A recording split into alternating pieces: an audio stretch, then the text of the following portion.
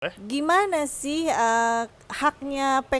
pekerja yang berdasarkan PKWT sama haknya pekerja yang berdasarkan PKWTT ini sebenarnya sama nggak sih? Bu, misalnya kalau saya bekerja, ternyata tuh minggu depan saya di PHK, sedangkan 2 minggu lagi tuh udah lebaran gitu misalnya. Nah, saya tuh masih dapat THR nggak sih, Bu? Pemberi kerja ini tidak memberikan THR. Itu ada sanksi kah atau mungkin ada demo sama pekerjanya atau bagaimana, Bu? Ada Ada sanksi, apa? ada sanksi.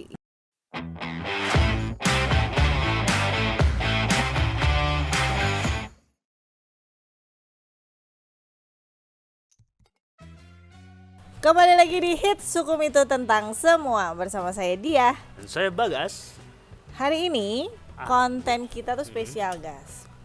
Spesial untuk bersinggungan dengan bulan Ramadan. Edisi Ramadan. Ya. Oke lah. Jadi hari ini saya yang jadi hostnya, Loh. kamu jadi narasumbernya. Kebalik. Mungkin spesial karena saya narasumbernya kali ya. Ya. Yang kedua Dan itu ya. karena saya host yang spesial, saya perintahkan kamu untuk puasa bicara. Udah, silakan Ibu. Monolog. Terus saya monolog, terus saya sendirian, Iya, kamu Ibu. pulang. Saya memantau. Oh, memantau. Bahasanya memantau dong. Nah, guys, Apa, Bu? kita kan biasanya nih ya, karena kita mayoritas kan yang beragama Islam. Di Indonesia. Ya di Indonesia kan mayoritas beragama Islam. Biasanya nih guys, habis puasa sebulan penuh, mau yang merayakan atau tidak merayakan, biasanya udah langsung wow libur panjang. Betul Nah, sekali. libur panjang artinya mudik. Mudik, identik dengan mudik. Mudik, jadi berbondong-bondong. Padahal dari dulu ya saya nggak lebaran pun kalau udah urusannya mudik Paling itu semangat, kan? paling semangat karena memang keluarga besar saya berlebaran. Jadi saya ikut merasakan euforianya mudik. Mudik, Nah, iya. tapi masalahnya kan sekarang kan mudik dilarang, guys. Betul sekali. Tahun ini tuh mudik tuh dilarang sama pemerintah. Untuk tahun ini ya. Semoga tahun depan udah diperbolehkan lagi. Ya, Mudik. karena pemerintah itu pengen supaya tidak berpanjang-panjang nih, pandeminya udah kelamaan banget. Betul, Jadi betul. larangan mudik itu juga sebenarnya positif sekali ya. Sangat positif karena untuk mempercepat pengurangan penyebaran COVID-19 gitu kan. Dan membuat Indonesia lebih sehat gitu aja sih. Ya biar kembali sehat lagi gitu Indonesia. Jadi kita bisa bebas beraktivitas seperti dulu ya. Betul sekali. Tapi jangan lupa tetap 5M. Oh, itu mah wajib. Sekarang mah kudu 5M. Kudu ya. Apa aja tuh? Kan awalnya 3M nih. Mencuci tangan, mencuci piring tadi sama. Mencuci tangan. Jiwa. Itu mah kewajiban saya di rumah. Mencuci tangan, memakai masker, menjaga jarak. Menjaga jarak. Tambah 2 nih, Apa tuh? mengurangi mobilitas. Terus yang kelima itu menjauhi kerumunan. Menjauhi kerumunan. Nah, saya mau nambahin lagi 1M. Apa, Bu? Menerima THR. Itu wajib untuk di bulan puasa gini nanti pas lebaran. Nah, buat teman-teman, saya dapat teman-teman yang sudah bekerja dan merayakan Angkat tangan, sudah kerja. Hari Raya Idul Fitri. Kan kamu nggak lebaran? saya kan tadi kan Ibu kan mendapatkan kecepatan euforia lebaran kan. Tapi kan tergantung ya, mau dikasih apa enggak ya sayangnya ya. Berdoa Mau dulu ngasih apa enggak, bukan mau dikasih. Berdoa dulu saja. Berdoa banyak-banyak. Benar. Nah, jadi hari ini kita akan membahas apa itu THR, gas. Asik banget nih. Kasih informasi dong ke teman-teman, THR itu apa? THR itu kan singkatan dari tunjangan hari raya. Udah selesai. Enggak. Jadi Gimana sebenarnya sih? di peraturan perundang-undangan tuh THR itu ada kepanjangannya, Bu. Tunjangan hari raya keagamaan. Apa tuh? Jadi itu tunjangan yang diberikan pemberi kerja yang sifatnya wajib kepada karyawannya atau pekerjanya di hari keagamaan si pekerja itu. Jadi kalau dia beragama Islam akan menerima THR sebentar lagi. Betul. Nah, tapi kalau agamanya Kristen atau Katolik, Selama dong ya saya berarti ya, Bu ya. Masih Desember. menuju Natal gitu kan. Kalau yang Hindu berarti nanti kalau mau nyepi. Kalau yang Buddha kalau mau Waisak, dan satu lagi Imlek untuk yang agama yang baru Konghucu. kemarin ya, belum lama ya Konghucu. kan, yang beragama Konghucu menerima THR menjelang hari Imlek. Tapi guys, Apa Bu? kalau misalnya nih satu perusahaan dia banyak mempekerjakan pekerjanya, terus agamanya tuh macam-macam nih pekerjanya. Ada yang Islam, ada yang Kristen, ada yang Katolik. Jadi itu tergantung si pekerjaannya kan ya. Bisa, Beragama apa ya gitu. Ya, kalau misalnya di undang-undang ya tergantung pekerjaannya, tapi dibalikin lagi ke perusahaannya sebenarnya Bu. Jadi kan pada prinsipnya perusahaan kan wajib Wajib ya. memberikan THR. Kayak misalnya Ya, Ibu benar. wajib memberikan THR kepada saya. Dari tadi dia kode-kode padahal saya jadi host itu supaya saya kasih kode, saya minta THR. Kan tadi saya yang menambahkan 1M menerima THR. Iya, saya juga memberikan Ibu THR, tapi Nah. dari Jakarta ya. Nah, Jadi kirim dulu ke saya, nanti saya kasih ke Ibu gitu. kalau itu Ya Om ya, Om. kalau itu THR kasih sayang, beda nilainya. Nah, kalau THR itu besarannya gimana, guys? Besarannya? Hmm. Besarannya Bu ya. Besarannya itu minimal 1 kali upah. Minimal 1 kali upah. Nah, misalnya nih Hmm. teman-teman ada yang saya bekerja loh di satu perusahaan. Tapi kan kalau bekerja itu kan macam-macam ya statusnya ya. Seperti yang di sebelah saya juga bekerja nggak sih? Kita kan bekerja sama. Bekerja.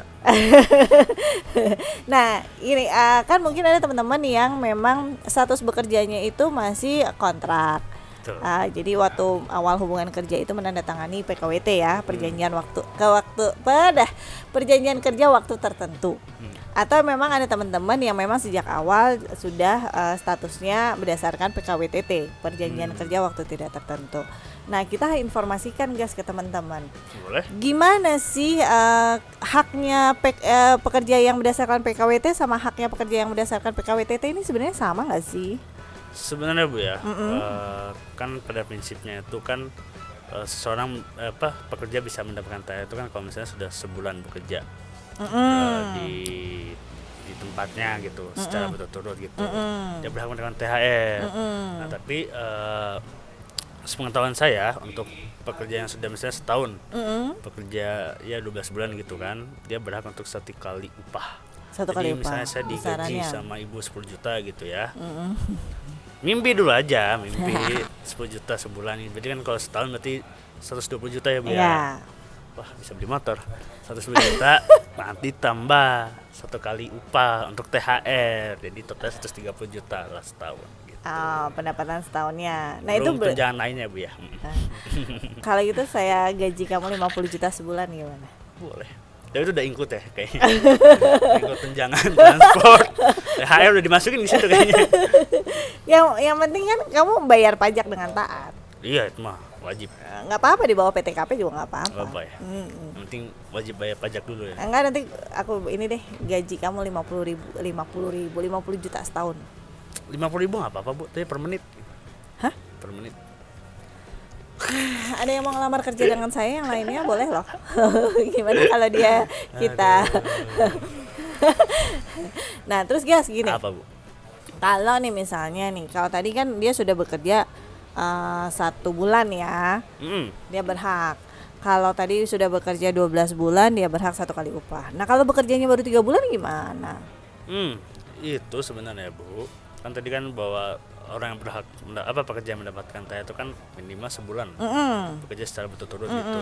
Nah kalau misalnya dia baru 3 bulan, gimana nih dia dapat THR atau enggak ya kan? Dia tetap dapat THR. Tapi besarannya itu harus dihitung secara proporsional. Jadi nanti dari pihak perusahaannya yang akan menghitung gitu, disesuaikan gitu. Ya kali kan nanti bikin iri kalau misalnya saya baru kerja 2 hari, lusanya lebaran gitu kan, terus tapi saya dapat 1 kali upah, nanti saya pulang tengah lama kayaknya. Ada yang iri sama saya kan.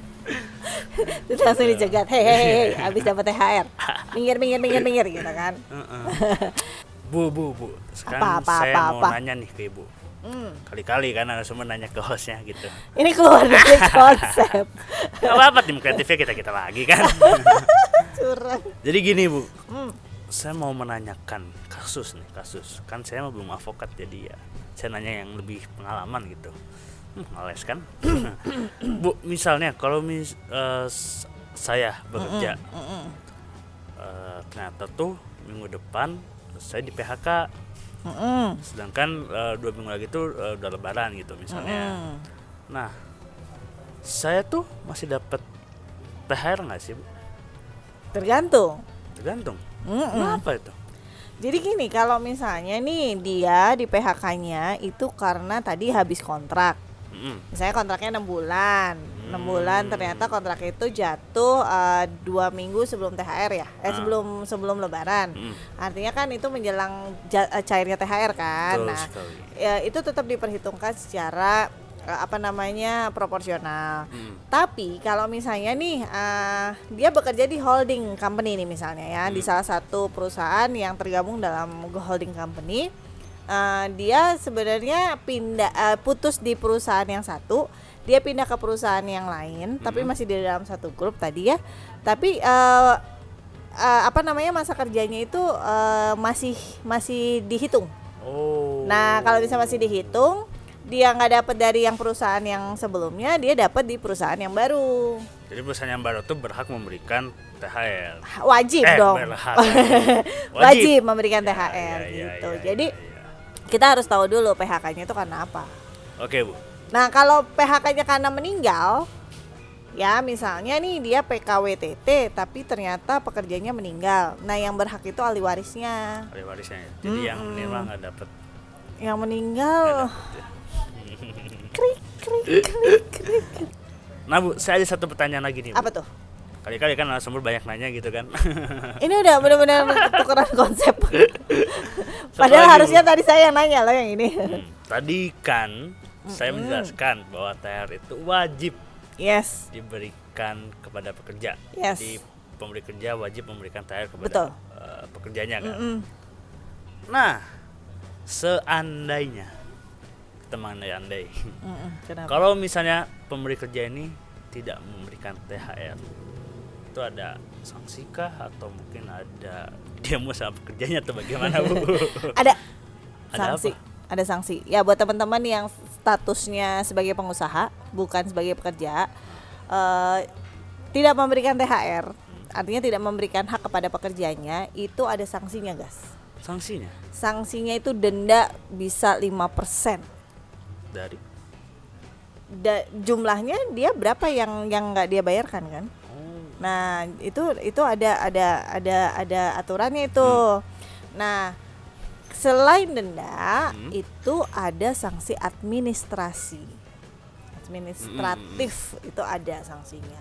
Jadi buat teman-teman yang pengusaha, memberikan hak kepada pekerja itu adalah suatu kewajiban. Kecuali nih ada pengecualian juga. Nah, di masa pandemi ini kan teman-teman yang pengusaha lebih merasakan ya.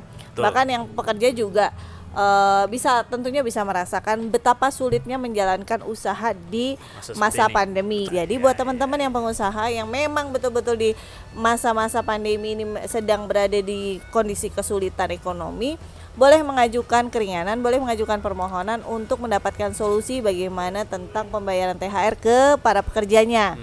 Itu banyak syaratnya, guys. Salah satunya misalnya kita melampirkan laporan keuangan yang memang menunjukkan ketidakmampuan secara ekonomi. Itu salah satunya ya? Salah satunya. Jadi nanti akan dibantu untuk dicarikan solusi-solusi lainnya, dan hal itu pun harus ada kesepakatan dengan pekerjanya. Tapi Bu, Ibu selama pandemi aman kan deh? Ada. Nggak usah dipungungin di sini dong. Aman ya, berarti saya wajib menerima THR di waktu yang tepat. Ya, waktu yang tepat. Jadi waktu yang tepat itu akan datang indah pada waktunya. Iya, indah pada waktunya. Berdoa dulu saja. Jadi buat teman-teman yang bekerja, itu menjadi hak. Buat teman-teman yang pengusaha, itu menjadi kewajiban. Pembayaran THR untuk yang teman-teman statusnya PNS itu sudah ditetapkan 10 hari sebelum hari raya. Sedangkan teman-teman yang statusnya bekerja di perusahaan swasta ya misalnya, atau di perorangan, itu ada ketentuannya H-7. Jadi Jadi kalau yang bekerja dengan perorangan itu H-7 wajib mendapatkan THR. Oke, saya catat. Abaikan kode itu khusus untuk Bagas. Jadi buat teman-teman silakan boleh dibaca-baca juga, ada ketentuannya, itu ada peraturan menterinya, ada surat edarannya. Nanti akan kita juga informasikan di bawah ini. Betul sekali. Dan bagi teman-teman yang masih ingin menanyakan terkait ya sekitar THR gitu, mau nanya kok THR saya sampai sekarang belum saya atau bagaimana, langsung aja komen di YouTube kita atau DM di Instagram kita atau Facebook kita di hitspodcast.official atau di masing-masing. Kalau ibu apa akunnya? Diah.hits. Kalau saya Antonio_Bagas. Jadi ya bertanya kepada kami atau sharing gitu supaya kami juga belajar gitu mengenai ada kendala nggak sih di THR ini di tahun ini gitu atau di sebelum-sebelumnya gitu. Oke? Dan jangan lupa THR ini jangan dihabis-habisin banget.